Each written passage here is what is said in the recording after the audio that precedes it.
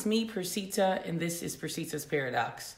So today we are talking about, is it too late to really get that dream accomplished?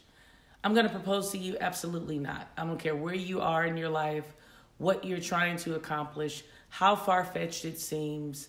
Always go for the gold. The gold being your goal. Gold and goal, they go hand in hand. There's nothing stopping you but yourself. Don't worry about if the market is saturated. Don't worry about if you feel like no one is going to see you.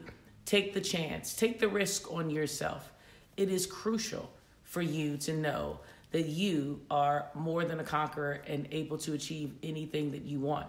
So today, let's talk about just some of the simple steps that we can go through in preparing ourselves for whatever it is that we've been holding back.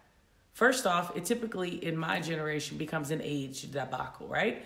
You're in a position where you're like, well, Persita, I'm in my 40s. There's nothing about anyone that needs to recreate themselves in their 40s and start all over again. Hate to be the one to break it to you, but I'm all about that life. I am all about recreating as many times as you have breath. There is nothing about time that you should be scared of. Let me give it to you in an example. Aaron Spelling. If you're aware of who Aaron Spelling is, Aaron Spelling died at the age of 83, a multimillionaire, and that's truthfully all most people know him for. Yet this is a man who did not make his first $1 million until he was 69 years old.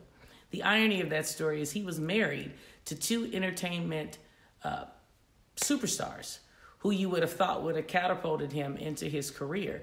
But he did not get his break until he was 69 years old. And what's comical to me about that is that our generation, or the people that knew him in his latter years, let me put it to you that way, were unaware of any bits of the fact that he did not even become wealthy until he was damn near 70 years old.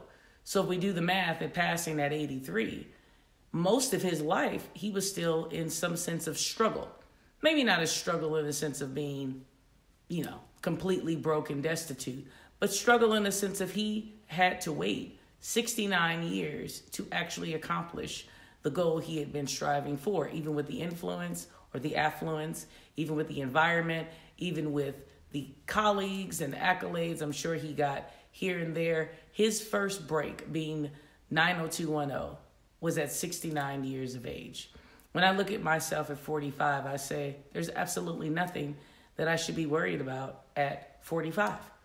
I'm not as young as I used to be, but I'm damn sure not 69. And that puts me in a position of believing that anything I want to accomplish, I can. So I ask you, what can you do outside of changing just the simpleness of your mindset to get your emotions in order to get towards your goal? I'm going to say absolutely look at your environment and look at your preparation. If it requires research, if it requires investors, you want to start writing that business plan. Get on it. No one is going to take your word that it's going to be a great deal without seeing it in plain old black and white. That is as traditional as business planning can be. If I'm opening something, or if there's a location of a new facility that I'm opening for a client, guess what? The first thing I have to do is submit a plan to them. Do you have a plan?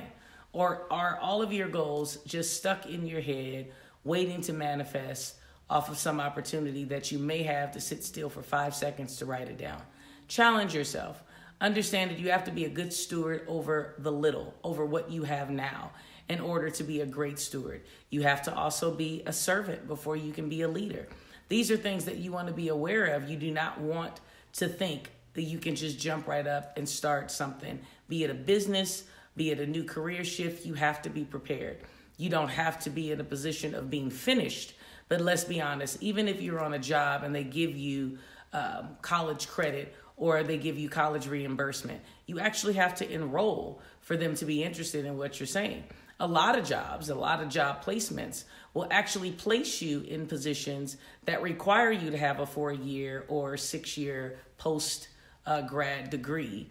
But if you're not already in a position where you acquire it, if you've taken the initiative to actually go out and get it, they will put you in the position and actually pay for the education. So how does that happen? It's all in opportunity, meeting, preparation, but it's also in mindset. It's also in being a good steward. It's also in taking the time to really understand you have to do what you need to do to get there, even with positive affirmation, even with knowing that that's something that you want to do. You have to want it more than you want to breathe. You have to be in a position where you understand the obstacles are going to come. It's going to be very easy to walk away from something that you're striving for, settling for something that you're in. You have to take the mindset out of mediocrity and put yourself in a place where whatever your journey is, whatever your goal is, that is your destiny. And you will not die without reaching that goal. Now, these are just some facts that I like to use in my own life. I like to tell that even to my clients. If you're not in a space of actually seeing yourself where you're going with some sense of a plan and structure, dedication and commitment, there's absolutely no way to make it. Now, you heard me at the beginning of our conversation saying you can accomplish anything you want. It's never too late. It isn't too late. But if you're in a position where you're trying to heal in the same place that you got sick in, if you're running a rat race in your mind of doing the exact same thing, looking for a different result, and being insane in that motion, then understand everything I just said was null and void. There is a requirement for advancement.